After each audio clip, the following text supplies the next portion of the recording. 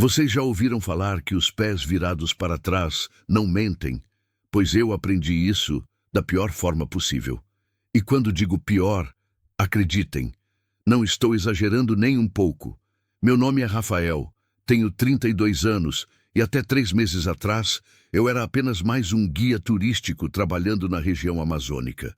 Nasci e cresci em Manaus, mas minha vida sempre gravitou em torno das florestas, dos rios, das histórias que minha avó contava sobre as criaturas que habitavam as matas.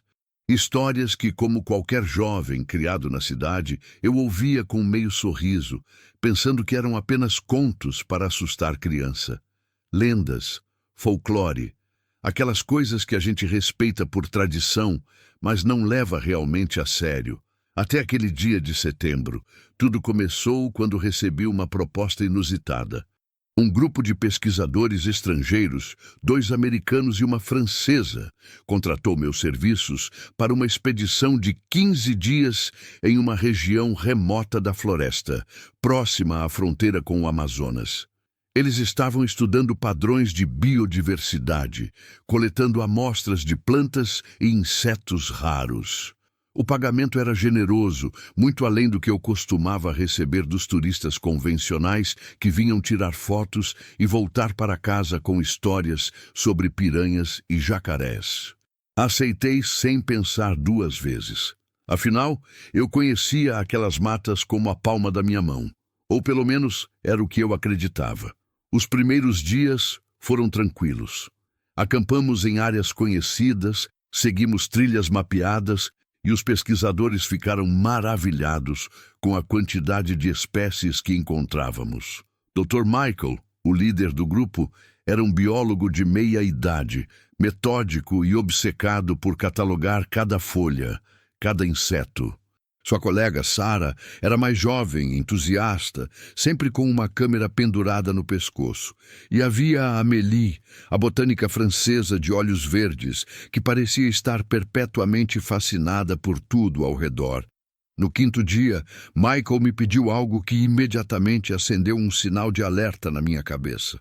Rafael, ouvimos de alguns moradores locais sobre uma área mais ao norte daqui. Ele disse, apontando para um ponto vago no mapa gasto que tínhamos.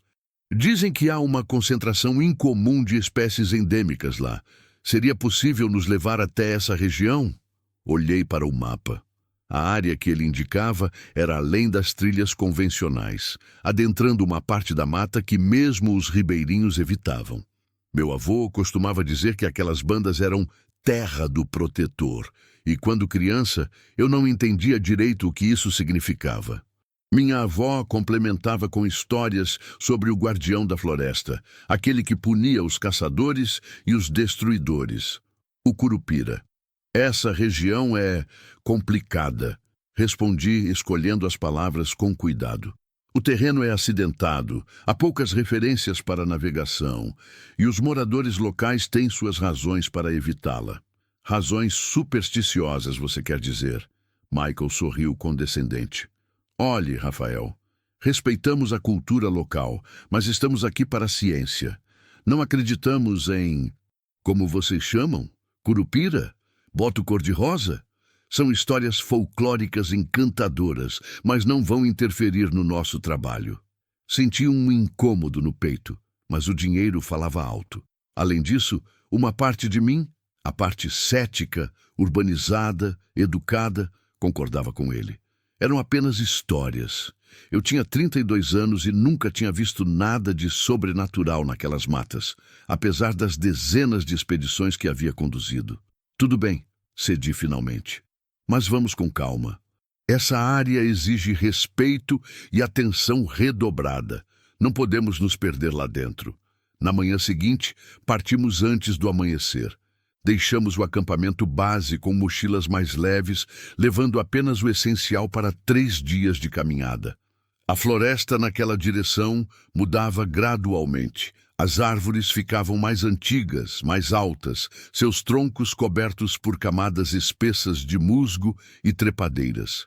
A luz do sol lutava para penetrar o dossel denso, criando uma penumbra esverdeada que fazia tudo parecer estar submerso em água. O que mais me incomodava era o silêncio. Quem nunca entrou numa floresta tropical pode pensar que ela é silenciosa por natureza, mas isso está longe da verdade. A mata amazônica é uma sinfonia constante. Pássaros cantam, macacos gritam, insetos zumbem, galhos quebram com o movimento de animais invisíveis. É um barulho que se torna quase hipnótico depois de um tempo. Mas ali, naquela parte da floresta, o silêncio era pesado, antinatural.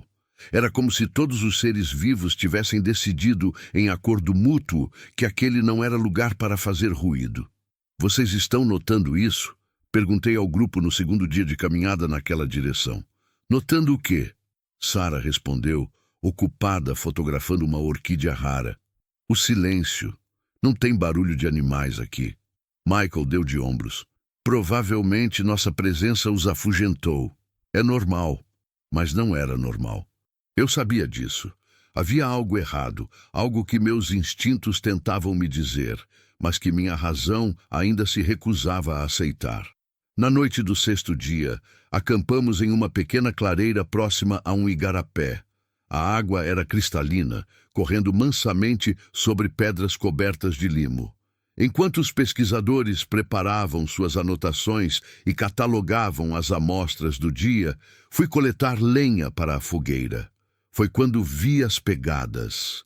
Elas estavam na margem lamacenta do igarapé, marcas claras e profundas na terra úmida. Pegadas humanas, ou pelo menos era o que pareciam à primeira vista. Pés descalços, dedos bem definidos, do tamanho de um adulto médio. O estranho é que estavam frescas. A água ainda não tinha começado a preencher as depressões e nós não tínhamos visto ou ouvido ninguém desde que entramos naquela região. Ajoelhei-me para examinar melhor. Meu coração acelerou quando percebi o detalhe que de longe não era óbvio. Os dedos apontavam na direção contrária. As pegadas seguiam para o norte, adentrando ainda mais a mata. Mas os dedos apontavam para o sul, para onde viemos. Pés virados para trás. Um calafrio percorreu minha espinha e, de repente, todas as histórias da minha avó voltaram com força total. O curupira protege a mata, ela dizia. Ele confunde os caçadores, faz eles se perderem, virarem presa do que caçavam. Seus pés são virados para enganar quem segue seus rastros. Se você ver essas pegadas, Rafael, nunca, nunca siga. Volte, respeite. Fiquei ali, paralisado, olhando para aquelas marcas impossíveis na lama. Uma parte de mim gritava que tinha que ser uma coincidência, uma formação estranha da terra, pegadas de animais que apenas pareciam humanas invertidas. Mas eu conhecia pegadas. Tinha passado anos aprendendo a rastrear, a identificar marcas na floresta. Aquilo era intencional. Aquilo era um aviso. Rafael, conseguiu a lenha? A voz de Amélie me trouxe de volta. Levantei-me rapidamente, recolhendo alguns galhos secos, mas não consegui tirar os olhos daquelas pegadas. Quando voltei ao acampamento, carreguei também uma inquietação que não me deixaria mais. Durante o jantar, não mencionei o que tinha visto. Parte de mim temia que rissem, que me tratassem como os supersticiosos locais de que Michael havia falado. Mas, principalmente, uma parte mais profunda de mim não queria nomear o que eu sabia que aquilo significava. Nomear seria tornar real. Aquela noite, dormi mal. Sonhei com uma figura pequena, não maior que uma criança, com cabelos longos e vermelhos como o fogo, correndo entre as árvores. No sonho, seus pés tocavam o chão de forma estranha, desarticulada, e quando ele virava para me olhar, seus olhos eram como brasas ardentes. Acordei com o coração disparado, coberto de suor frio, e encontrei a fogueira quase apagada. Levantei-me para alimentá-la, e ao fazê-lo, notei algo que fez meu sangue gelar. No perímetro do nosso acampamento, formando um semicírculo perfeito ao redor de onde dormíamos, havia dezenas de pegadas, todas com os pés virados para trás, todas apontando para fora, mas levando para dentro. Era como se alguém ou algo tivesse circulado nosso acampamento durante a noite, repetidas vezes, marcando território, marcando uma fronteira, ou talvez dando um último aviso. O sol ainda nem tinha nascido completamente quando acordei os outros. Precisamos ir embora, agora, disse, sem rodeios. Michael se levantou sonolento, confuso. O quê? Por quê? Mal começamos a explorar esta área. Apontei para as pegadas. Por causa disso. Todos saíram de suas barracas e se aproximaram. Sarah começou a fotografar imediatamente, fascinada. Amélie franziu a testa, tentando entender o que estava vendo. Michael ajoelhou-se e examinou as marcas com interesse científico. Que estranho, murmurou. Parecem humanas, mas a orientação está invertida. Olhou para mim. O que você acha que é? Eu sei o que é, respondi, mantendo minha voz firme. E sei que precisamos sair desta área. Agora. Rafael, seja razoável. Michael se levantou. Essas pegadas são fascinantes. Pode ser uma espécie não catalogada, ou uma deformação genética em uma tribo isolada, ou é o curupira, cortei, cansado de fingir. É o guardião da floresta, e estas pegadas são um aviso. Nós não somos bem-vindos aqui. O silêncio que se seguiu foi constrangedor. Vi as trocas de olhares entre os três pesquisadores, aquele tipo de olhar que diz, nosso guia enlouqueceu. Rafael, Sarah falou com cuidado, como se estivesse lidando com uma criança. Você não acredita realmente que... Eu não acreditava, interrompi, mas agora acredito. E se vocês forem minimamente inteligentes, vão me ouvir e voltaremos para o acampamento base. Michael suspirou, passando a mão pelo cabelo. Olhe, entendo que a floresta pode ser intimidadora, mas não podemos simplesmente abandonar a pesquisa por causa de algumas pegadas estranhas. Provavelmente há uma explicação perfeitamente lógica. Então explique, desafiei. Explique como alguém ou algo circulou o nosso acampamento a noite toda, sem fazer o menor ruído, sem nos acordar, sem perturbar absolutamente nada, exceto deixar essas marcas. Explique como essas pegadas estão frescas, feitas esta madrugada, mas não há um único outro sinal de presença, nem galhos quebrados, nem vegetação amassada, nada. E, principalmente, explique por que os dedos apontam para a direção errada. Amélie, que havia ficado em silêncio até então, falou com voz suave. Rafael, você mencionou o curupira. Pode nos contar mais sobre essa lenda? Respirei fundo. Não é apenas uma lenda. É parte da proteção da floresta. O curupira é descrito como um menino pequeno, com cabelos vermelhos, que protege a mata e os animais. Ele pune caçadores, madeireiros, qualquer um que venha com intenção de destruir ou desrespeitar. Seus pés são virados para trás para confundir aqueles que tentam segui-lo. Você pensa que ele foi em uma direção, mas na verdade foi para a oposta. As histórias contam que ele pode criar ilusões, fazer as pessoas se perderem, levá-las para lugares de onde nunca mais voltam. Folclore fascinante. Michael comentou, tentando soar respeitoso, mas falhando miseravelmente. Mas precisamos de evidências concretas, não histórias. As evidências estão aos seus pés, exclamei apontando para as pegadas. Vocês querem mais evidências do que isso? Queremos explicações científicas, Michael retrucou, perdendo a paciência. Olhe, Rafael, nós o contratamos justamente porque você conhece estas matas. Se está assustado, posso entender, mas... Assustado? Senti a raiva subir. Eu não estou assustado. Estou tentando salvá-los de sua própria arrogância.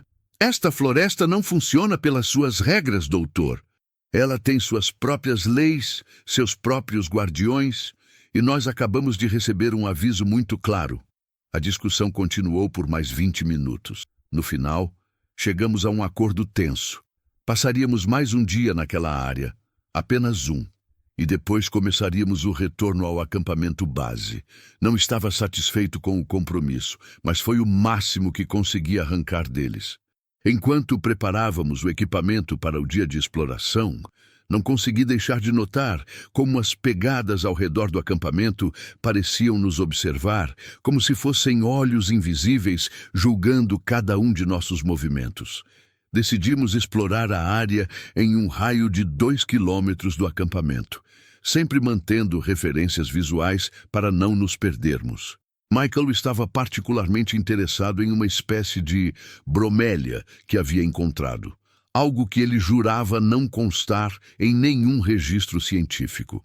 Sarah documentava tudo freneticamente, e Amélie coletava amostras com uma precisão quase reverente. Eu, por outro lado, não conseguia me concentrar em mais nada além de vigiar. Cada som, ou a falta dele, me deixava tenso. A floresta continuava silenciosa demais, e aquela quietude era como uma presença física, pesando sobre meus ombros. Por volta do meio-dia, quando o sol estava no seu ponto mais alto, embora sua luz mal penetrasse o dossel denso, escutei algo que fez meu coração parar. Risadas. Risadas de criança. Eram agudas, brincalhonas, ecoando entre as árvores de uma forma que tornava impossível determinar sua origem. Pareciam vir de todos os lugares e de lugar nenhum ao mesmo tempo. "Vocês ouviram isso?" perguntei, interrompendo Michael no meio de suas anotações. Todos pararam e ficaram em silêncio, escutando. As risadas continuaram por alguns segundos e então cessaram abruptamente, como se alguém tivesse apertado um botão de mudo. "Era uma criança?" Sarah perguntou confusa. "Aqui? Não pode ser," Amélie respondeu. "Estamos a quilômetros de qualquer povoado." "Talvez seja um macaco," Michael sugeriu, mas sua voz carecia de convicção. "Alguns primatas produzem sons que podem ser confundidos com risadas humanas." Eu sabia que não era macaco. Era algo querendo ser encontrado, ou querendo nos atrair. "Precisamos voltar ao acampamento", disse, sem esperar por aprovação. "Agora!" Mas antes que pudéssemos nos mover, as risadas recomeçaram, mais próximas desta vez. E então, entre os troncos à nossa frente, vi um movimento. Uma pequena figura, não maior que 1,20 m, com cabelos que pareciam capturar e refletir a pouca luz disponível em tons de vermelho e laranja. E então, ela desapareceu, como se nunca tivesse estado lá. "Vocês viram?" sussurrei. "Vi algo", Amélie admitiu, sua voz trêmula. "Mas foi tão rápido." Sarah já estava verificando as fotos em sua câmera, passando freneticamente pelos arquivos. "Não peguei nada. Estava focando nas plantas quando..." Michael permaneceu em silêncio, olhando fixamente para onde a figura havia aparecido. Por primeira vez desde que o conheci, vi incerteza em seu rosto. As risadas recomeçaram, mas agora vinham de uma direção diferente. Viramos todos ao mesmo tempo. E lá estava novamente, a figura pequena, parcialmente obscurecida por um tronco grosso, nos observando. Desta vez, pude ver mais detalhes. Pele escura, cabelos longos e selvagens do vermelho mais intenso que já vi. E quando ela se moveu ligeiramente, juro que vi seus pés, e eles estavam virados na direção errada. "Meu Deus", Sarah murmurou.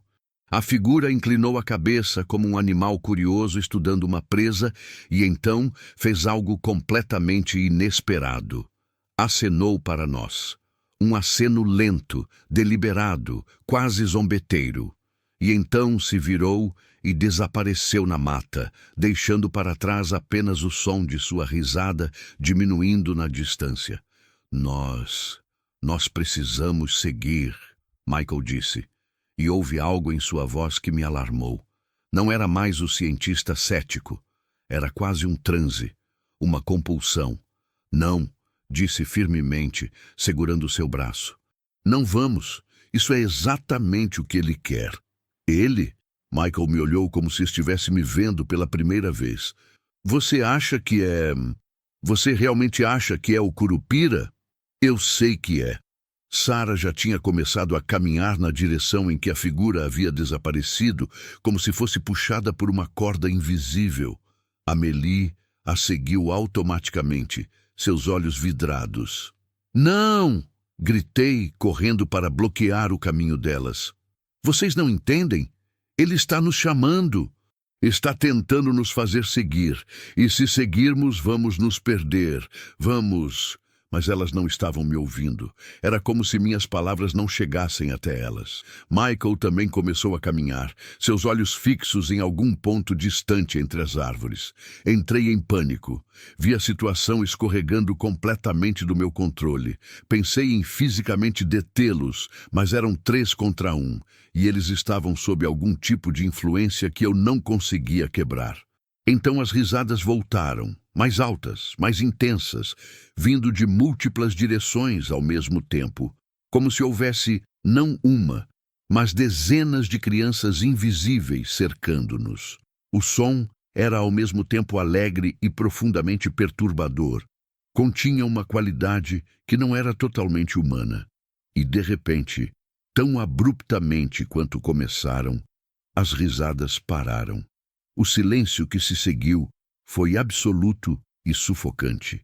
Meus companheiros pararam de caminhar, como se acordando de um sonho. Sara piscou confusa, olhando ao redor. O que aconteceu? Por que estamos... Voltamos, ordenei, sem dar chance para discussão.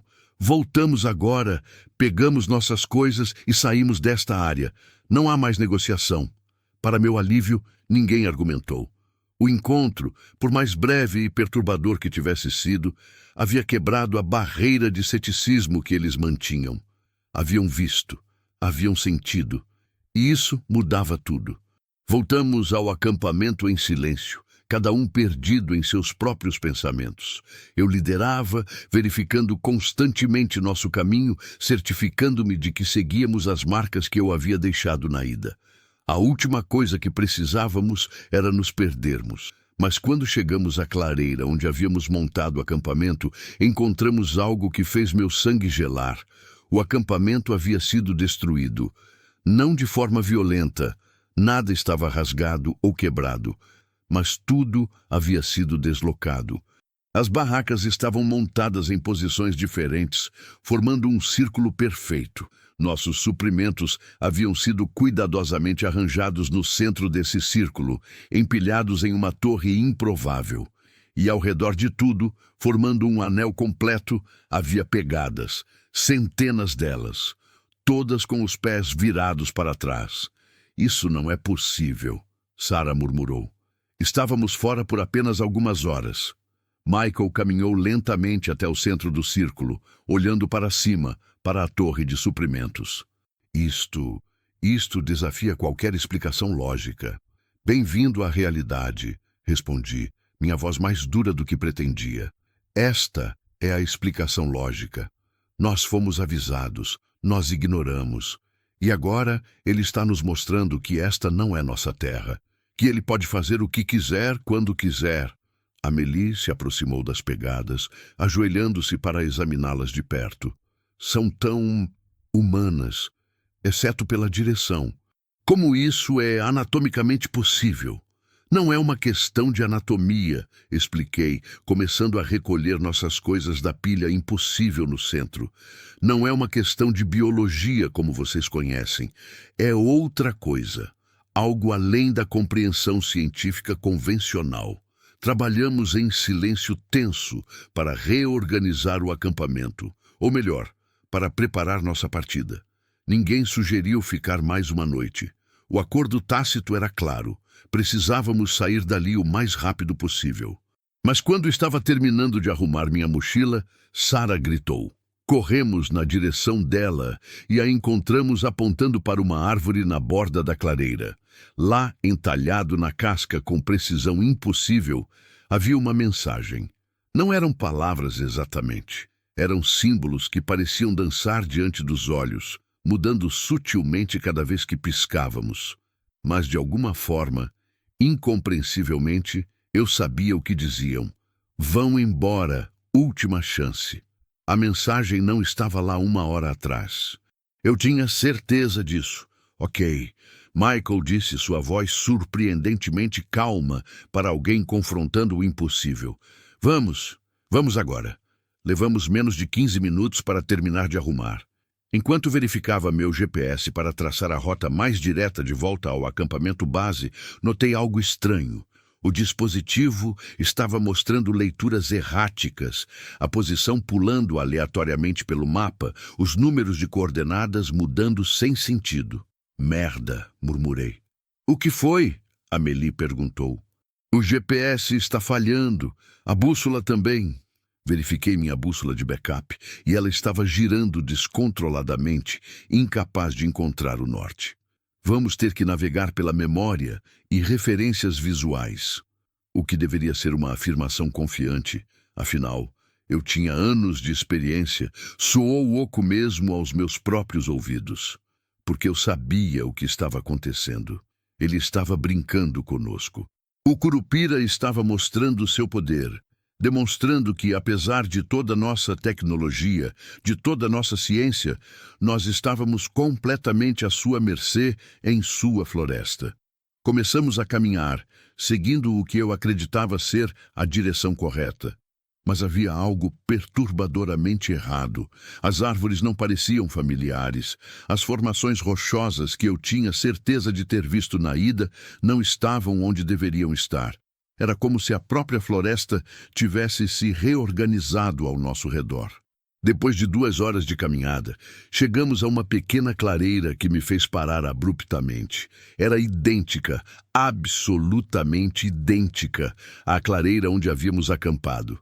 Mesma forma, mesmas árvores nas bordas, até mesmo o igarapé correndo do mesmo lado. Não! Sara disse atrás de mim. Não, isso não é possível. Nós caminhamos para longe. Eu sei que caminhamos. Mas quando nos aproximamos do centro da clareira, vimos que nossas barracas ainda estavam lá. Ou melhor, barracas idênticas às nossas estavam lá, montadas exatamente da mesma forma. Isso é uma ilusão, Michael disse, sua voz tremendo. Tem que ser uma ilusão. Nós não podemos ter voltado. Mas então, Amélie encontrou algo que silenciou todos nós. Minha mochila, aquela que eu tinha certeza de estar carregando nas costas, estava apoiada contra uma árvore na borda da clareira. Instintivamente, toquei minhas costas e senti apenas ar. De alguma forma, em algum momento durante nossa caminhada, minha mochila havia sido removida e trazida de volta para aquele lugar. Como? Comecei. Mas as palavras morreram na minha garganta. E então o ouvimos. Não risadas desta vez, mas uma voz. Uma voz que soava como o ranger de árvores antigas, como o sussurro de folhas, como o murmúrio de água corrente, todos ao mesmo tempo, harmonizando-se em algo que era quase, mas não exatamente humano. Eu avisei. As palavras vinham de todos os lugares, da terra, das árvores, do próprio ar. Vocês não escutaram, não respeitaram. Uma figura começou a se materializar na borda da clareira. Começou como uma distorção no ar, como o calor subindo do asfalto em um dia quente, e então lentamente ganhou forma e solidez. Era exatamente como as descrições que minha avó havia me dado. Um menino não maior que uma criança de 10 anos. Mas com uma presença que preenchia toda a clareira. Seus cabelos eram chamas vermelhas que não queimavam, flutuando ao redor de seu rosto como se estivesse submerso em água. Sua pele tinha a cor da terra rica da floresta, e seus olhos eram como os de um animal, refletindo a luz com um brilho dourado que não era totalmente natural. E seus pés, finalmente víamos claramente, estavam invertidos, os calcanhares onde os dedos deveriam estar, os dedos apontando para trás. De alguma forma, ele se movia com graça perfeita, como se aquela anatomia impossível fosse a mais natural do mundo. Curupira, sussurrei, e o nome pareceu reverberar através da clareira. Ele inclinou a cabeça, estudando-nos com curiosidade que parecia misturar-se com decepção. Vocês vêm na minha mata, tiram, coletam, documentam, sempre tirando, sempre levando. Sua voz tinha uma qualidade hipnótica, antiga. Como todos os outros, acham que tudo existe para servir vocês. Não. Amélie deu um passo à frente. sua voz surpreendentemente firme. Nós somos cientistas. Estudamos para proteger, para entender. Entender? A voz do Curupira trovejou, e pela primeira vez havia raiva nela. As árvores ao redor tremeram. Vocês cortam árvores para entender, capturam animais para entender, destroem para entender. Seu entendimento é destruição vestida de conhecimento. Mas nós não... Michael começou. Silêncio. O Curupira levantou uma mão pequena e, de repente, nenhum de nós conseguia falar. Nossas bocas se moviam, mas nenhum som saía. Eu os trouxe de volta porque vocês precisam aprender. Precisam ver. Ele gesticulou e a floresta ao nosso redor mudou. As árvores permaneciam, mas agora podíamos ver através delas, ver para além do véu do visível. E o que vimos foi devastador. Vimos a floresta como ela seria no futuro, não este pedaço remoto, mas as áreas que já havíamos passado. Vimos árvores caindo, terra sendo queimada, animais fugindo em pânico. Vimos estradas sendo construídas, madeireiros com motosserras, tratores arrasando tudo em seu caminho. E em meio a tudo isso, vimos o que restava. Um deserto onde antes havia vida. Silêncio onde antes havia uma sinfonia de sons naturais. Isto é o que vocês trazem, o Curupira disse. E agora sua voz estava carregada de uma tristeza antiga. Vocês não vêm. Vocês anunciam a chegada de outros. Seus estudos, seus documentos, eles são mapas para os destruidores que virão depois. Vocês não veem o que seus atos iniciam. As visões desapareceram e voltamos à clareira. Mas algo havia mudado em todos nós. Lágrimas escorriam pelo rosto de Sarah. Michael havia caído de joelhos, seu rosto pálido como papel. Amélie tremia, abraçando-se como se sentisse frio naquele calor úmido da floresta. E eu sentia como se tivesse envelhecido décadas em segundos. O peso daquela visão, daquela verdade, era esmagador. Eu protejo. O Curupira continuou, sua voz mais suave agora, quase gentil. Eu confundo os caçadores, faço os destruidores se perderem, guardo esta terra como guardei por séculos incontáveis. Mas há cada vez mais, e cada vez mais ousados, e cada vez menos de mim. Ele caminhou na nossa direção, seus passos invertidos criando um ritmo estranho e hipnótico na terra. Quando se aproximou de Michael, ajoelhou-se para ficar na altura do cientista ajoelhado. Você busca conhecimento, disse ao biólogo, mas conhecimento sem sabedoria é fogo sem controle, destrói tudo que toca. Virou-se para Sarah. Você documenta beleza, mas não a vê. Seus olhos estão sempre atrás de um vidro, de uma lente. Quando foi a última vez que apenas olhou? E então para Amélie. Você ama as plantas. Eu vejo isso. Há respeito em você. Mas você coleta, cataloga, preserva em morte o que deveria dançar em vida. Finalmente aproximou-se de mim. Seus olhos dourados me estudaram com uma intensidade que parecia penetrar até minha alma. E você? Você sabia. Ouviu as histórias, carregou os avisos de seus ancestrais, mas trocou sabedoria por dinheiro, respeito por conveniência. Ele colocou uma mão pequena, mas surpreendentemente quente no meu peito, sobre meu coração. Você conhece melhor. E ele estava certo. Eu sabia. Sempre soube. E havia ignorado porque era mais fácil, mais lucrativo, mais conveniente tratar as lendas como exatamente isso, apenas lendas. Histórias bonitas para turistas, mas não realidades a serem respeitadas.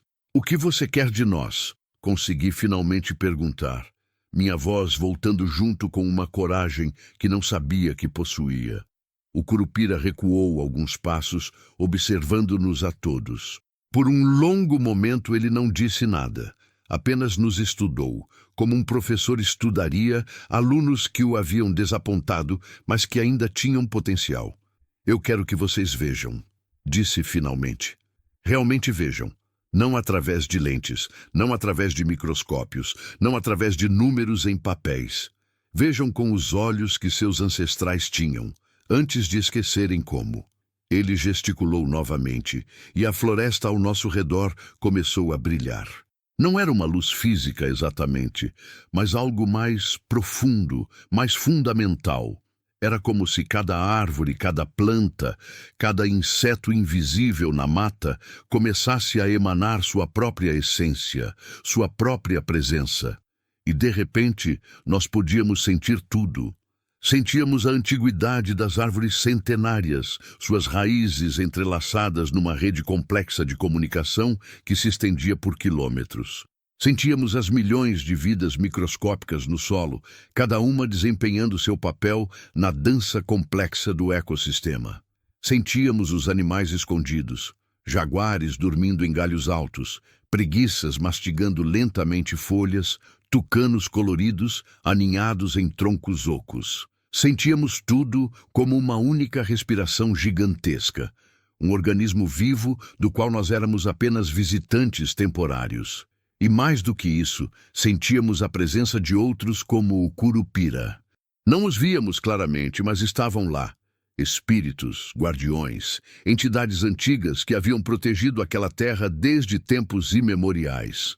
A iara nas águas profundas dos rios, o boitatá serpenteando pelos campos distantes, a caipora cavalgando nas sombras. Todos eles, todos reais, todos parte de um sistema de proteção que havia mantido equilíbrio por mais tempo do que qualquer civilização humana. Quando a visão passou e voltamos à nossa percepção normal, todos nós estávamos chorando. Era impossível não chorar depois de sentir aquilo. Era como ter visto Deus, ou o mais próximo que mortais podem chegar disso. Agora vocês viram, o Curupira disse, e sua voz carregava uma esperança cautelosa. Agora vocês sabem. A questão é, o que farão com esse conhecimento? Michael foi o primeiro a falar, sua voz áspera de emoção. Eu vou mudar. Meus métodos, minha abordagem, tudo. Isso que acabamos de sentir. Isso deveria guiar todo cientista, toda pesquisa. Não estamos estudando objetos mortos. Estamos interagindo com vida consciente. Eu nunca vou tirar outra foto da mesma forma, Sarah disse, limpando os olhos. Não sem antes realmente ver. Realmente estar presente. Amélie se aproximou de uma árvore próxima e colocou sua mão suavemente na casca, como se estivesse tocando algo sagrado. Desculpe, ela sussurrou para a árvore, por todas as vezes que tirei sem agradecer. Por todas as vezes que não vi a vida que estava levando. O Curupira observou cada confissão, cada promessa, com uma expressão que era difícil de decifrar. Havia satisfação ali, mas também um ceticismo nascido de séculos de promessas quebradas. Palavras são fáceis, ele disse.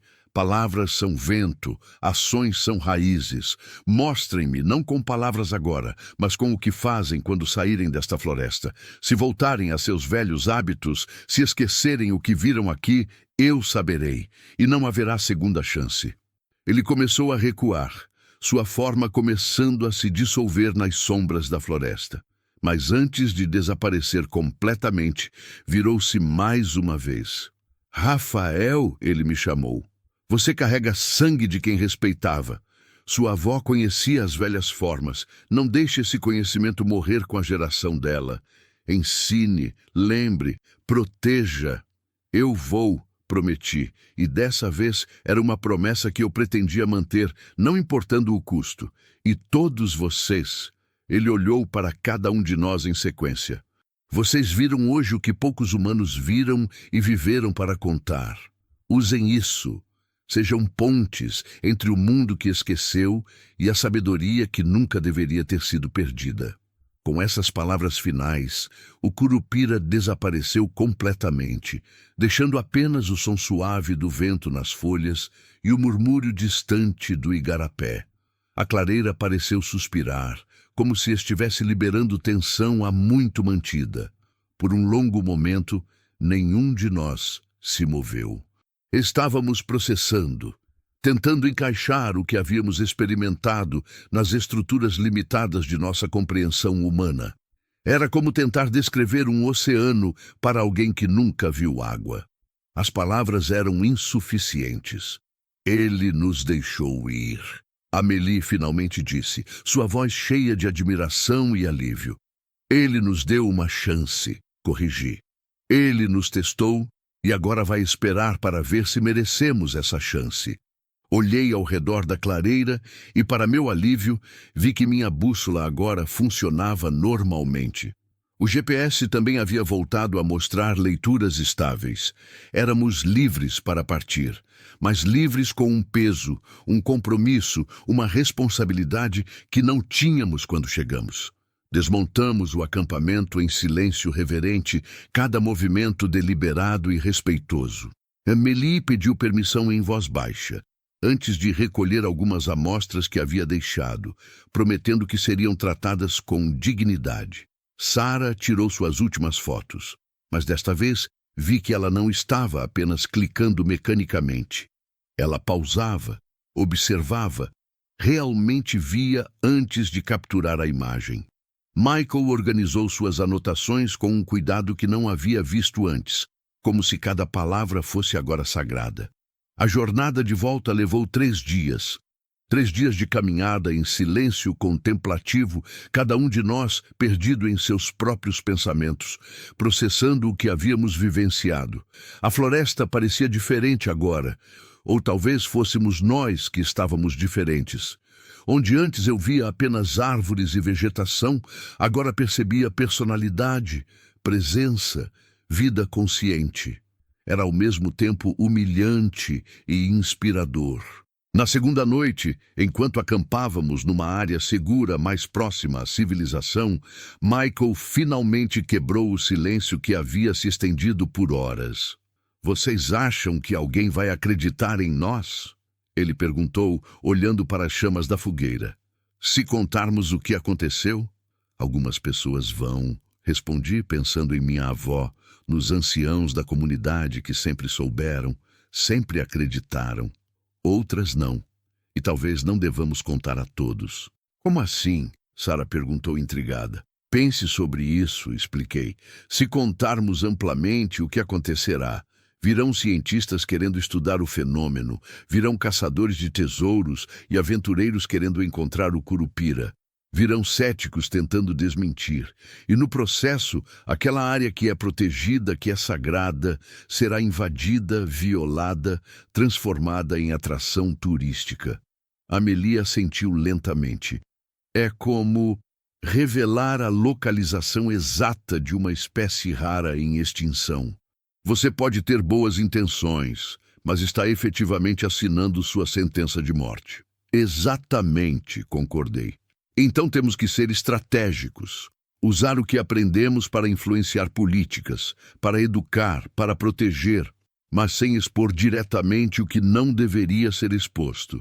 Michael pensou por um longo momento. Eu tenho acesso a comitês de ética em pesquisa científica. Posso começar a propor novos protocolos, novas abordagens que levem em consideração... Bem, dimensões que a ciência convencional ignora. Não vou mencionar o Curupira especificamente, mas vou usar o que aprendi sobre respeito e impacto. Eu posso fazer documentários, Sarah acrescentou, animando-se com a ideia.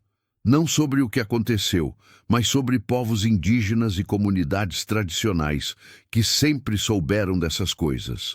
Dar-lhes plataforma, amplificar suas vozes, porque eles são os verdadeiros guardiões desse conhecimento.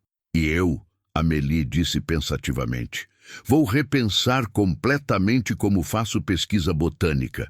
Talvez trabalhar mais com comunidades locais, aprender com eles, em vez de apenas estudar ao redor deles. Conhecimento tradicional, combinado com métodos científicos, mas sempre com respeito no centro. Todos olharam para mim, esperando minha contribuição. Eu vou continuar sendo guia, disse, mas vou ser mais seletivo sobre quem eu guio e para onde. E vou começar a ensinar, não apenas navegação e sobrevivência, mas as histórias, as tradições, o respeito que minha avó tentou me ensinar e que eu ignorei por muito tempo. Vou ser uma ponte, como o Curupira nos pediu para ser. Sentamos em silêncio novamente, mas desta vez era um silêncio confortável, de pessoas que haviam compartilhado algo profundo e agora estavam unidas por um propósito comum. A fogueira crepitava e em algum lugar na floresta distante ouvi o que poderia ter sido o chamado de uma coruja. Ou poderia ter sido outra coisa, um lembrete de que estávamos sempre sendo observados, sempre sendo avaliados. Quando finalmente chegamos de volta à civilização, a pequena cidade ribeirinha onde havíamos começado nossa jornada foi como entrar em outro mundo. As luzes elétricas pareciam cruas e artificiais. O barulho de motores e vozes humanas era discordante depois dos sons sutis e naturais da floresta. Até o ar parecia diferente, menos vivo, menos consciente. Nos despedimos no pequeno hotel onde haviam originalmente reservado quartos. Houve abraços, troca de contatos, promessas sinceras de manter comunicação. Mas havia também um entendimento não dito de que aquela experiência nos havia mudado de formas que ainda não compreendíamos completamente e que o verdadeiro teste começaria agora. Manter nossas promessas no mundo real, longe da presença imediata do Curupira. Antes de partirem, Michael me puxou de lado. "Rafael", ele disse, sua expressão séria. "Obrigado por não desistir de nós quando éramos arrogantes e tolos, por tentar nos avisar mesmo quando não ouvimos, e por nos guiar de volta, em mais sentidos do que apenas o físico." "Obrigado por finalmente ouvir", respondi. "Muitos nunca o fazem." Ele assentiu, apertou minha mão firmemente e foi embora com os outros. Assisti-os partir. 3 pesquisadores estrangeiros que haviam entrado na floresta amazônica como céticos e saído como, bem, não exatamente crentes, mas como algo mais. Testemunhas, guardiões potenciais, pontes entre mundos. Fiquei mais 2 dias naquela cidade, visitando conhecidos, conversando com anciãos locais. Quando mencionei sutilmente que havia visto coisas interessantes na floresta, os olhares que recebi me disseram que eles sabiam exatamente do que eu estava falando. Dona Maria, uma curandeira de 78 anos, que conhecia minha avó, me puxou de lado. "Você viu o guardião?" ela disse, não como pergunta, mas como afirmação. "Vi", confirmei. Ela estudou meu rosto por um longo momento, depois assentiu satisfeita. "Bom, você precisava ver. Jovens de hoje crescem nas cidades, esquecem, mas você tem o sangue. Seu avô via, sua avó via. Agora você vê. Não esqueça de novo." "Não vou esquecer", prometi. "E conte", ela acrescentou, surpreendendo-me. "Não para todo mundo, não para câmeras e gravadores, mas conte para as crianças. Conte as histórias da forma antiga. Algumas sementes precisam ser plantadas cedo para crescerem fortes." Levei o conselho dela a sério. Quando voltei para Manaus, procurei organizações que trabalhavam com educação ambiental, especialmente aquelas focadas em crianças. Ofereci meus serviços como voluntário, não como guia de aventura, mas como contador de histórias. Histórias sobre o Curupira, sobre a Iara, sobre o Boitatá e todas as outras entidades que protegem a floresta. Histórias que minha avó havia me contado e que eu havia negligenciado. As crianças ouviam com olhos arregalados, fazendo perguntas, querendo saber mais. E vi algo bonito acontecer. Elas começaram a ver a floresta não como um recurso a ser explorado ou mesmo apenas como algo a ser preservado abstraitamente, mas como um ser vivo que merecia respeito, como um amigo que precisa de proteção. Alguns meses depois, recebi um e-mail de Michael. Ele havia apresentado um novo protocolo de ética em pesquisa de campo em uma conferência internacional. Não mencionou o Curupira, mas falou sobre consciência ecológica expandida e metodologias de pesquisa respeitosas que reconhecem a agência da natureza. Segundo ele, houve resistência de alguns cientistas tradicionais, mas também interesse surpreendente de outros, especialmente pesquisadores mais jovens, que sentiam que algo estava faltando nas abordagens convencionais. Sarah enviou um link para um documentário piloto que estava produzindo, centrado em xamãs indígenas da Amazônia e seu conhecimento sobre a floresta. Era belamente filmado, mas mais importante, era respeitoso. Não tratava suas crenças como superstições curiosas, mas como sistemas de conhecimento válidos e complexos. Ela tinha conseguido financiamento de uma plataforma de streaming para uma série completa. Amélie foi talvez quem mais radicalmente mudou sua vida. Ela havia deixado sua posição em uma universidade francesa e agora trabalhava com uma ONG em parceria com comunidades indígenas, ajudando a documentar seu conhecimento medicinal de plantas, mas de uma forma colaborativa, onde eles mantinham controle sobre o conhecimento e se beneficiavam de qualquer descoberta. Em uma videochamada, ela me disse que nunca havia sido tão feliz em seu trabalho. Quanto a mim, nunca mais voltei àquela área específica da floresta. Não porque tivesse medo, mas porque não precisava. Eu havia recebido a lição que precisava receber, e agora minha responsabilidade era honrar essa lição onde quer que estivesse. Mas continuei levando grupos para a floresta, grupos menores, mais conscientes, pessoas que genuinamente queriam aprender em vez de apenas consumir experiências. E sempre, antes de entrar na mata, eu contava as histórias. Contava sobre o Curupira, sobre respeito, sobre o que acontece quando ignoramos os avisos. Alguns clientes riam pensando que era apenas performance para turistas, mas outros ouviam de verdade. E ocasionalmente, muito ocasionalmente, eu via o mesmo reconhecimento em seus olhos que eu tinha visto nos olhos de Michael, Sarah e Amélie naquele dia. O reconhecimento de que há mais mistério e maravilha no mundo do que nossa filosofia moderna nos ensinou a aceitar. 1 ano depois do incidente, voltei a visitar minha avó.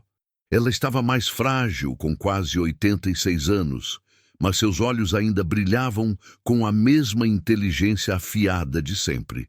Sentamos na varanda de sua casa simples, olhando para a floresta que começava onde seu quintal terminava. "Você o encontrou?" Ela disse de repente, sem preâmbulo. Não era uma pergunta. "Encontrei", confirmei. "Ou ele me encontrou. Não tenho certeza de qual." Ela sorriu, um sorriso pequeno, mas satisfeito. Eu sabia que um dia encontraria. Estava escrito. "Você tem o dom, Rafael, sempre teve. Só precisava parar de lutar contra ele." "Por que nunca me contou?" Perguntei, uma pergunta que estava guardando há meses. Que era tudo real, que o Curupira realmente existia. "Teria acreditado se eu contasse?" Ela replicou, levantando uma sobrancelha. "Ou teria pensado que sua avó estava ficando senil?" Não pude responder porque ela estava certa. Eu não teria acreditado. Algumas coisas precisam ser experienciadas, não contadas. "O que eu faço agora?" perguntei. "Com esse conhecimento, com essa responsabilidade?" Ela ficou em silêncio por um longo momento, olhando para a floresta como se estivesse consultando algo ou alguém invisível. Finalmente falou. "Você faz o que todos os que viram fazem. Você vive, você respeita, você ensina quando apropriado, você protege quando necessário, e você nunca esquece que nós somos convidados nesta terra, não donos. A floresta estava aqui muito antes de nós, e se respeitarmos os guardiões, estará aqui muito depois." Ficamos sentados juntos, enquanto o sol se punha, pintando o céu de laranjas e rosas. Na floresta ao nosso redor, os sons da noite começaram. Grilos, sapos, o chamado distante de macacos se acomodando para dormir. E em algum lugar, muito distante, mas de alguma forma também muito próximo, eu poderia ter jurado que ouvi uma risada suave, juvenil, carregada num vento que não estava lá. Sorri. Era um lembrete, um reconhecimento, um aviso gentil de que eu estava sempre sendo observado, sempre sendo avaliado em como honrava minha promessa. e estava tudo bem com isso. Passaram-se mais de 2 anos desde aquele dia na floresta, e não posso dizer que minha vida voltou ao normal, porque, francamente, não existe mais um normal para mim. Como você volta à normalidade depois de tocar algo tão profundamente sobrenatural, tão fundamentalmente real, que desafia tudo que a sociedade moderna nos ensinou? Mas encontrei um novo tipo de vida, um equilíbrio. Continuo trabalhando como guia, mas agora sou conhecido por algo diferente. As pessoas me procuram não apenas por minhas habilidades de navegação, mas pela maneira como conduzo as expedições, com respeito, com histórias, com um entendimento profundo de que estamos entrando em território sagrado. Desenvolvi um tipo de reputação. Aquele guia que leva o folclore a sério, ouvi alguém me descrever uma vez. Achei engraçado. Se ao menos soubessem que não era sobre levar o folclore a sério, era sobre reconhecer realidades que existem além do que aceitamos convencionalmente. Alguns dos meus clientes agora são pesquisadores que ouviram falar de Michael e sua abordagem revolucionária.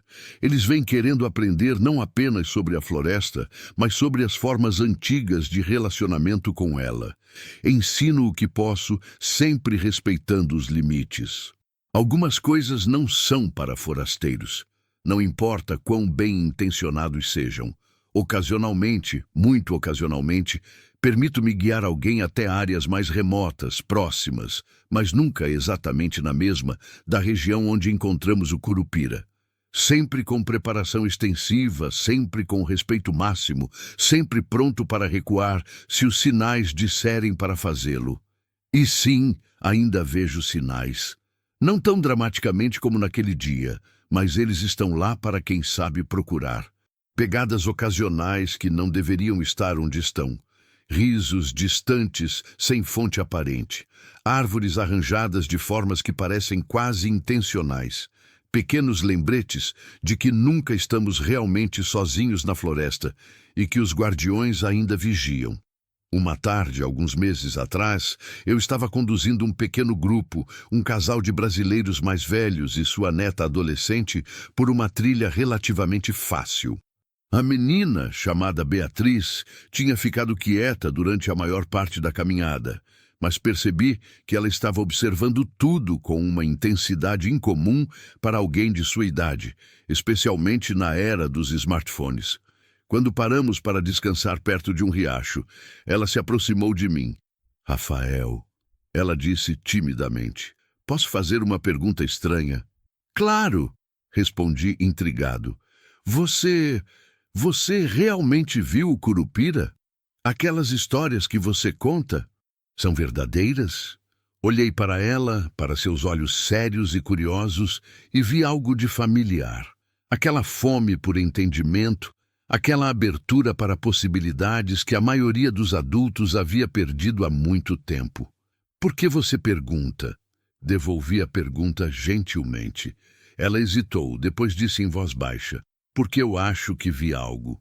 Ontem, quando estávamos acampando, pensei que fosse uma criança na floresta, mas os pés estavam errados. E quando pisquei, não estava mais lá. Meu coração acelerou. E o que você sentiu quando viu? Medo primeiro, ela admitiu, mas depois curiosidade e também respeito, como quando você está perto de algo muito mais velho e mais sábio que você. Sorri. Acho que você acabou de responder sua própria pergunta sobre se minhas histórias são verdadeiras. Seus olhos se arregalaram. Então eu realmente vi? Não foi imaginação? O que você acha? Ela pensou por um longo momento. Acho que foi real. E acho que é um segredo que não deveria contar para todo mundo. Você está certa, confirmei. Sobre ambos. E sabe o que isso significa? O quê? Significa que você foi escolhida para ver, para carregar esse conhecimento. É uma responsabilidade, mas também um presente. Use com sabedoria. Beatriz assentiu solenemente e vi nela o mesmo peso e a mesma maravilha que eu havia sentido. Mais uma guardiã em formação, mais uma ponte sendo construída. Essa é talvez a parte mais gratificante do que faço agora. Identificar aqueles que têm os olhos para ver e o coração para entender, e gentilmente guiá-los na direção certa. Não forçando, não expondo demais, mas plantando sementes, como Dona Maria havia me instruído. Minha avó faleceu 6 meses atrás. Foi tranquilo em seu sono, em sua própria cama com a floresta visível pela janela. No funeral, pessoas vieram de vilarejos distantes, curandeiros, benzedeiros, anciãos que a conheciam e respeitavam. E todos eles, de uma forma ou de outra, me procuraram para dizer a mesma coisa, que agora a responsabilidade era minha, que o conhecimento não poderia morrer com a geração dela. No dia em que enterramos minha avó, voltei sozinho para sua casa vazia. Sentei na mesma varanda onde havíamos tido nossa última conversa séria, olhando para a floresta enquanto o sol se punha. Então, clara como se ela estivesse sentada ao meu lado, ouvi sua voz. Você está indo bem, meu neto. Continue. Não me assustei. Não questionei se era real ou imaginação. Apenas aceitei, com gratidão e uma tristeza doce, porque depois de tudo que havia vivenciado, depois de tudo que havia visto, eu sabia que as fronteiras entre o visto e o não visto, entre o vivo e o que vai além, eram muito mais permeáveis do que admitimos. Michael, Sarah e Amélie continuam em suas próprias jornadas. Mantemos contato regular, compartilhando progressos, desafios, pequenas vitórias. Sarah ganhou um prêmio internacional pelo seu documentário. Michael foi convidado para liderar um novo departamento em sua universidade focado em ética ecológica aplicada. Amélie ajudou a estabelecer 3 novas reservas protegidas, geridas em parceria com comunidades indígenas. E todos nós sabemos, sem precisar dizer explicitamente, que carregamos a mesma marca invisível. Fomos vistos pelo Curupira e encontrados merecedores de uma segunda chance. Não desperdiçaremos essa chance. Às vezes, tarde da noite, quando estou sozinho na floresta preparando acampamentos para grupos que chegarão no dia seguinte, eu falo em voz alta. Atualizo o Curupira sobre o que estou fazendo, sobre as pessoas que estou ensinando, sobre os esforços de proteção que apoio. Não sei se ele me ouve. Nunca recebo resposta direta, mas ocasionalmente encontro pequenos sinais. Um arranjo impossível de pedras formando um padrão que parece quase deliberado. Frutas deixadas em lugares estratégicos exatamente quando meus suprimentos estão acabando. Uma trilha que eu tinha certeza estava bloqueada, de repente limpa e acessível. Pequenos reconhecimentos, pequenas aprovações. Ou talvez eu esteja apenas vendo padrões onde não existem, projetando significado onde há apenas coincidência. Mas depois de tudo que experimentei, depois de ter tocado o impossível e sobrevivido para contar, escolho acreditar nos sinais. Escolho ver o significado. Escolho manter a fé, porque no final é disso que trata tudo isso. Fé não no sentido religioso convencional, mas fé na ideia de que o mundo é mais vasto, mais misterioso, mais sagrado do que nossa ciência atual consegue medir. Fé de que há guardiões vigiando, protegendo, guiando aqueles que têm humildade suficiente para serem guiados. E fé de que, apesar de todos os desafios que enfrentamos como espécie, apesar de toda a destruição que causamos, ainda há esperança. Porque ainda há pessoas dispostas a aprender, a mudar, a respeitar. E enquanto houver essas pessoas, enquanto houver quem aceite ser ponte entre mundos, os guardiões não desistirão de nós completamente. Então eu continuo. Continuo guiando, ensinando, protegendo. Continuo contando histórias para crianças de olhos arregalados e para adultos que, por um momento, conseguem deixar de lado seu ceticismo e simplesmente ouvir. Continuo sendo a ponte que o Curupira me pediu para ser. E toda vez que entro na floresta, seja para trabalho ou simplesmente para estar lá, paro na borda, coloco minha mão em uma árvore e sussurro as mesmas palavras. Venho com respeito. Venho para aprender. venho para proteger. Permita-me entrar em sua casa. É um ritual pequeno, talvez insignificante para observadores externos, mas para mim é o reconhecimento de uma verdade que quase perdi e que agora guardo com minha vida.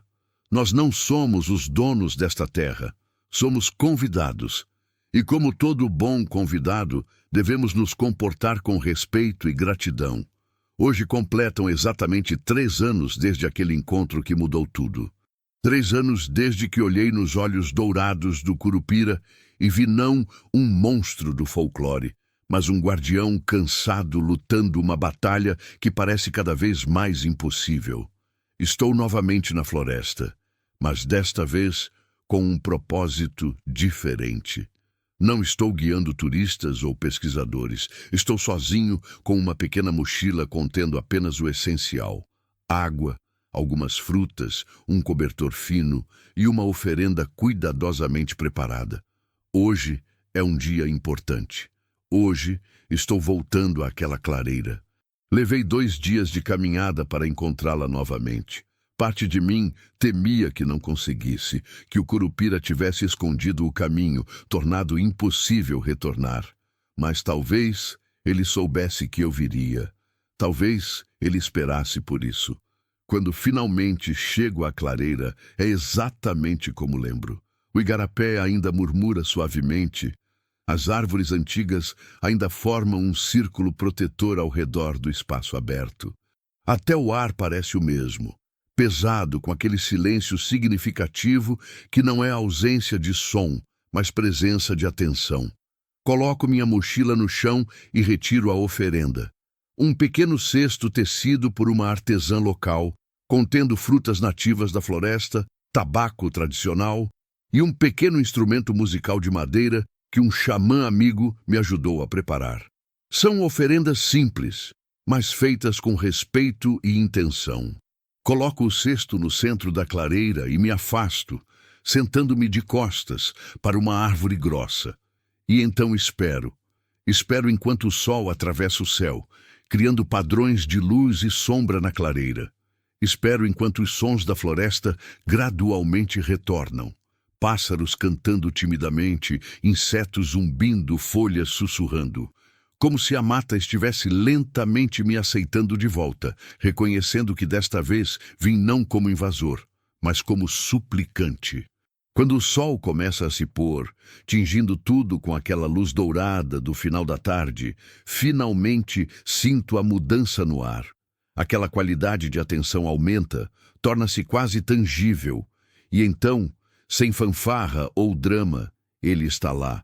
O Curupira está de pé na borda da clareira, exatamente onde havia aparecido 3 anos atrás. Ele parece igual, eternamente jovem, cabelos como fogo, olhos dourados penetrantes. Mas há algo diferente também. Uma fadiga, talvez, ou uma tristeza que não havia notado antes.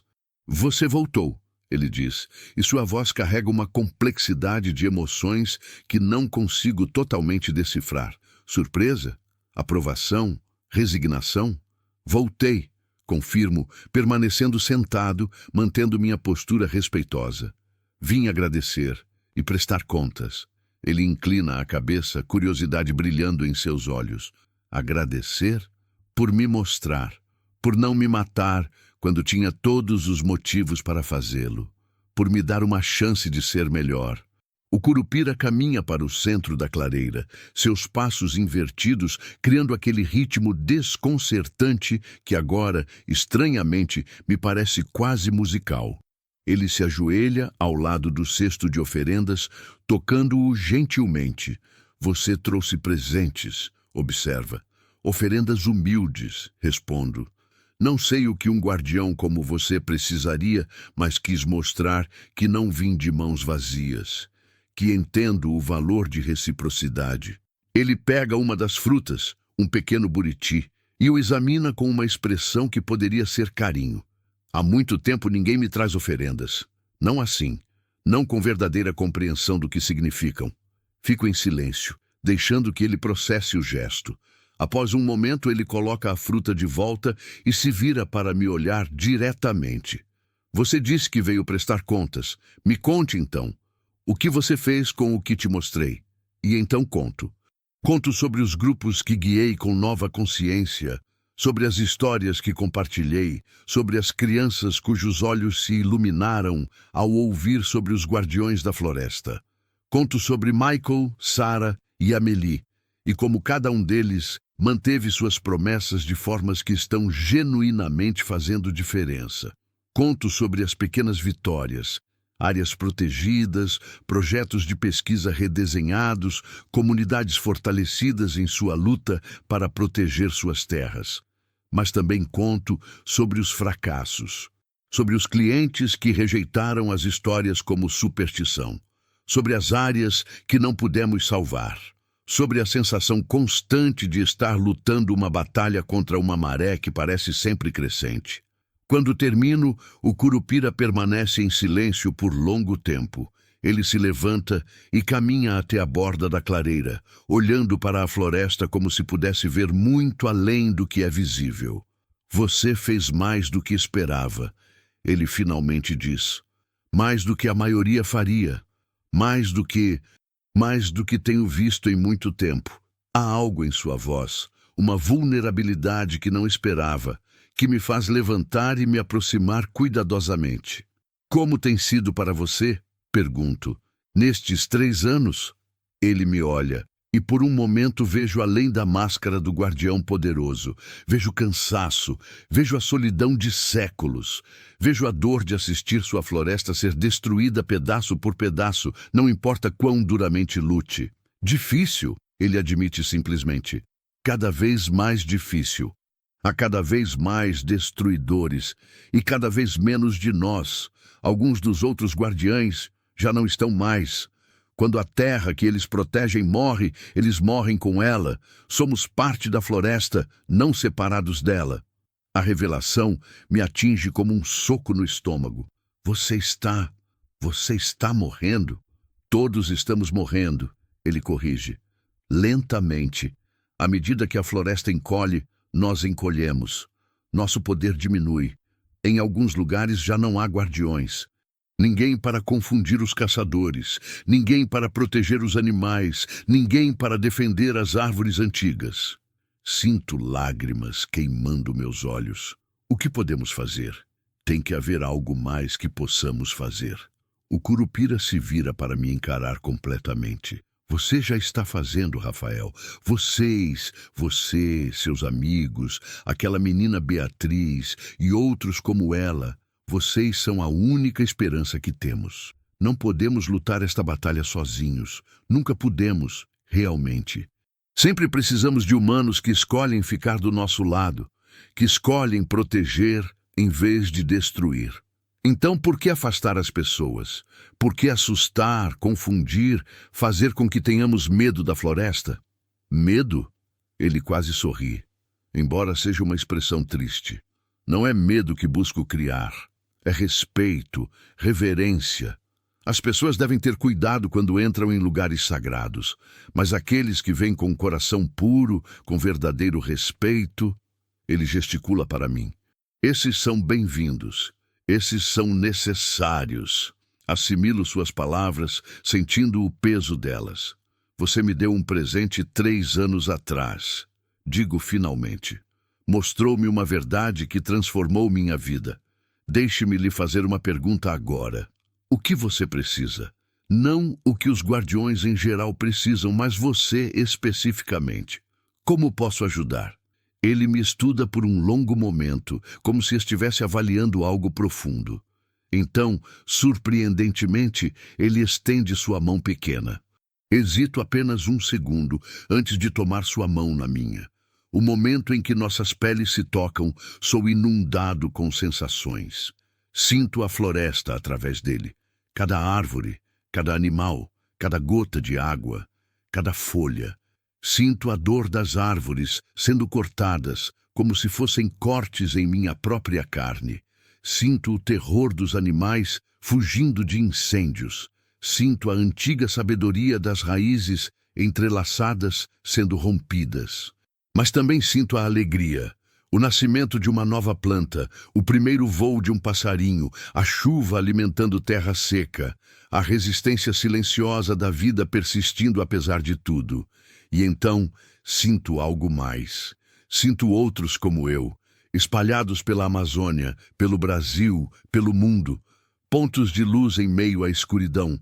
Pessoas que, como eu, tiveram seus encontros, receberam seus chamados, escolheram responder. Não somos muitos, mas existimos. E estamos conectados de formas que não entendíamos conscientemente. Quando ele solta minha mão, cambaleio para trás, ofegante. Há outros. Sempre houve. O Curupira confirma. Cada guardião tem seus escolhidos. Aqueles que veem, que ouvem, que entendem. Vocês são nossa rede, nossa resistência. Separados são pequenos, juntos. Ele deixa a frase incompleta, mas a implicação é clara. Você quer que eu encontre os outros, compreendo, que criemos algo maior. Não só você, todos vocês. É hora de parar de trabalhar isoladamente. É hora de tecer uma rede tão forte que nem toda a destruição do mundo moderno possa rompê-la completamente. É uma tarefa monumental. Impossível, talvez. Mas olho para o Curupira, este ser antigo que poderia facilmente ter desistido da humanidade, que teria todo o direito de nos ver como praga a ser eliminada, e vejo esperança ainda brilhando em seus olhos dourados. Eu vou tentar. Prometo. Não sei como, mas vou encontrar uma maneira. Você encontrará, ele diz com uma confiança que desejo sentir. Assim como me encontrou, assim como encontrou seu caminho de volta para esta clareira. Algumas coisas são destino. E você, Rafael, tem um destino maior do que imagina. Ele começa a se afastar. Sua forma começando aquele familiar processo de dissolução nas sombras. Mas antes de desaparecer completamente, ele se vira uma última vez. Obrigado pelas oferendas. E Rafael? Sim, não demore 3 anos para voltar. A floresta, eu gostaria de vê-lo novamente. É reconfortante saber que ainda há humanos que escolhem ser amigos em vez de inimigos. E então ele se foi, deixando apenas o som do vento nas folhas e o cesto de oferendas, agora vazio, no centro da clareira. Fico ali até a escuridão completa cair, processando tudo. Depois monto um acampamento simples e passo a noite naquela clareira sagrada, sonhando com redes de luz, conectando pontos através de continentes, com pessoas acordando para verdades antigas, com um futuro onde guardiões e humanos trabalham lado a lado. Quando acordo com o amanhecer, encontro algo extraordinário. Ao redor do meu acampamento, crescendo onde antes não havia nada, estão dezenas de flores raras, orquídeas que demoram anos para florescer, bromélias que só existem nas partes mais remotas da floresta. É um presente, um reconhecimento, uma bênção. Cuidadosamente coleto algumas sementes dessas flores para levar comigo, para plantar, para compartilhar. Mas deixo a maioria intocada, um jardim secreto nesta clareira esquecida. A jornada de volta leva 3 dias, e durante todo o caminho minha mente fervilha com possibilidades. Como encontrar os outros que foram tocados pelos guardiães? Como criar conexões, construir redes? Como transformar experiências individuais em movimento coletivo? Não tenho todas as respostas ainda, mas tenho um começo. Tenho Michael, Sarah e Amélie. Tenho Beatriz e outros jovens que mostram os sinais de ter visto além do véu. Tenho contatos em comunidades indígenas, entre curandeiros e anciãos, entre ambientalistas e ativistas. E tenho algo mais, propósito renovado. Não é mais apenas sobre guiar turistas ou contar histórias, é sobre algo maior. É sobre construir uma ponte não apenas entre mundos, mas entre todos aqueles que se importam o suficiente para ficar do lado certo da história. Quando finalmente chego de volta à civilização, a primeira coisa que faço é ligar para Michael. Preciso que reúna Sarah e Amélie, Digo sem preâmbulo. E qualquer outra pessoa que vocês conhecem que teve experiências similares às nossas. Podemos fazer isso virtualmente, mas preciso que seja em breve. O que aconteceu? Ele pergunta, a preocupação evidente em sua voz. Algo bom, respondo, e pela primeira vez em muito tempo sinto esperança genuína florescendo no meu peito. Algo muito bom, mas preciso da ajuda de vocês, de todos vocês. E 3 semanas depois, estou sentado em frente ao computador, enquanto rostos aparecem na tela da videochamada. Michael e Sarah chamando juntos de um laboratório na Califórnia. Amélie, com uma floresta tropical africana visível através da janela atrás dela.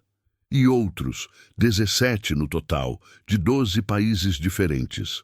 Um biólogo marinho do Japão que teve um encontro com algo que ele só pode descrever como espírito do oceano.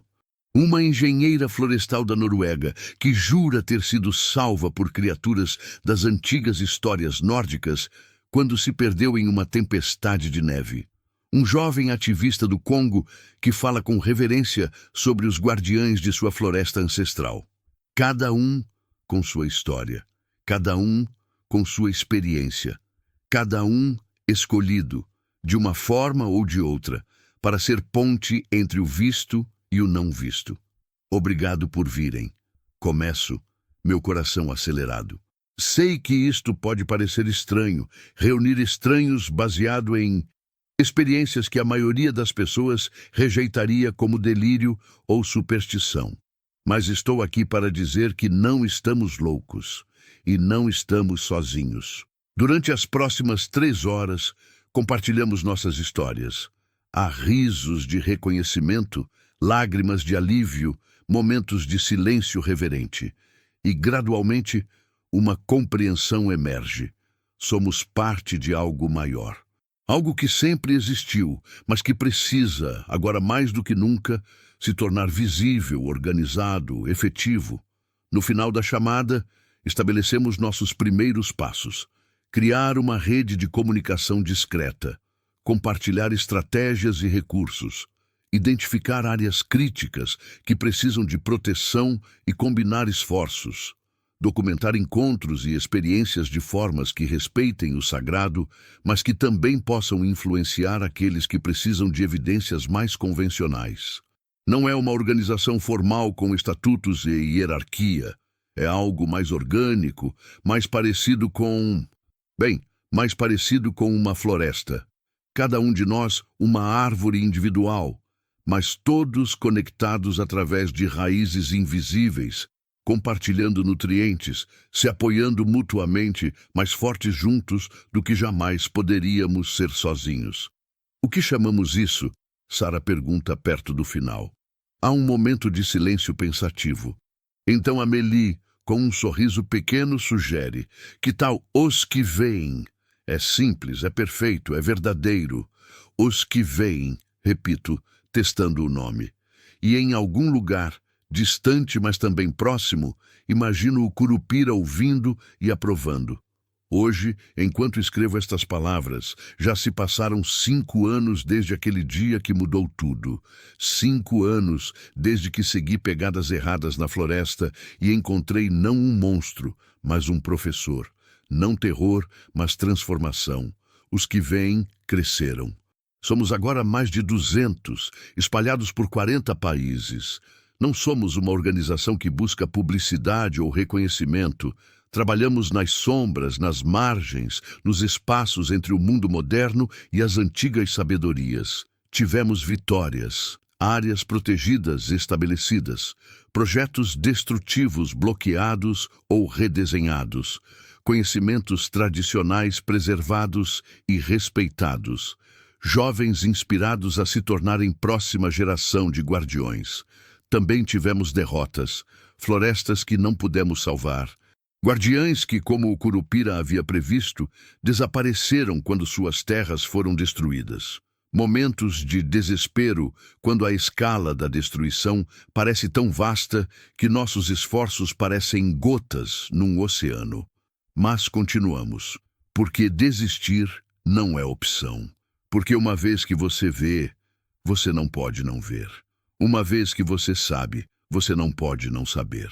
Volto àquela clareira pelo menos 2 vezes por ano agora. Sempre levo oferendas. Sempre passo tempo em silêncio, ouvindo, aprendendo. E sempre, sempre, o Curupira aparece. Às vezes falamos, às vezes apenas compartilhamos presença, mas cada visita reforça meu compromisso, renova minha energia, me lembra por que este trabalho importa. Na minha última visita, há 2 semanas, ele me disse algo que ainda ressoa em minha mente. Você está fazendo a diferença, Rafael. Não apenas você, mas todos os que veem.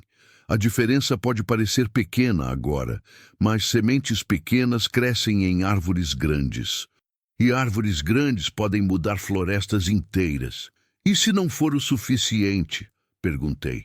E se apesar de tudo que fazemos, ainda percamos? Ele ficou em silêncio por um longo momento antes de responder. Então, pelo menos teremos lutado. Pelo menos teremos tentado, e quem sabe, talvez em tentar inspiramos outros, e outros inspiram mais, e eventualmente a maré muda. Ou talvez não. Mas a alternativa, desistir, aceitar a destruição, não fazer nada, essa não é alternativa de forma alguma. Ele está certo, é claro, como sempre está. Então eu continuo. Continuamos todos, guiando, ensinando, protegendo, conectando, sendo pontes, sendo vozes, sendo, quando necessário, escudos entre a destruição e aquilo que precisa ser preservado. Esta é minha história. A história de como segui pegadas erradas e encontrei o caminho certo, como perdi minhas certezas e encontrei verdades, como morri para quem eu era e nasci em quem eu precisava ser. Mas é também a história do Curupira e de todos os outros guardiães que lutam batalhas silenciosas para proteger o que resta de sagrado neste mundo. É a história de todos os que veem e os incontáveis outros que, mesmo sem encontros dramáticos com o sobrenatural, ainda escolhem proteção sobre destruição, respeito sobre exploração, sabedoria sobre ganância.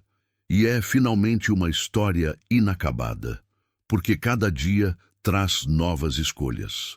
Cada momento oferece oportunidade para ser melhor, fazer melhor, proteger melhor. As pegadas viradas para trás me ensinaram que às vezes o caminho certo é o oposto do que parece óbvio, que verdade pode parecer impossível, que os maiores professores vêm nas formas mais inesperadas e me ensinaram que somos todos, cada um de nós, responsáveis pela terra que habitamos, não como donos, mas como guardiões temporários de algo infinitamente maior e mais importante que nós mesmos. Então, esta noite, quando fechar os olhos, farei o que faço todas as noites agora. Fecharei os olhos e enviarei meu pensamento para aquela clareira na floresta, para o guardião de cabelos de fogo e pés invertidos, para todos os guardiães que vigiam e protegem. E sussurrarei as palavras que se tornaram minha oração, minha promessa, meu propósito. Eu vejo, eu lembro, eu protejo, não vou esquecer, nunca vou parar de tentar, porque esta é minha floresta também, minha terra, minha responsabilidade. Enquanto eu respirar, enquanto eu caminhar, serei seu aliado, sempre. E em algum lugar, em meio às árvores antigas e aos caminhos secretos, sei que ele ouve. E sabe que mantenho minha palavra. As pegadas estão lá ainda, na lama perto do igarapé. Pés virados para trás, apontando a direção errada. Ou talvez, apenas talvez, apontando exatamente para onde precisamos ir, de volta ao respeito, de volta à reverência, de volta ao entendimento de que somos parte de algo muito maior que nós mesmos. E se você algum dia encontrar pegadas como essas em sua própria jornada, não fuja, não reja, pare, respire e pergunte a si mesmo: estou pronto para ver? Estou pronto para saber? Estou pronto para ser transformado? Porque as pegadas erradas podem levar ao caminho certo, se você tiver coragem de segui-las.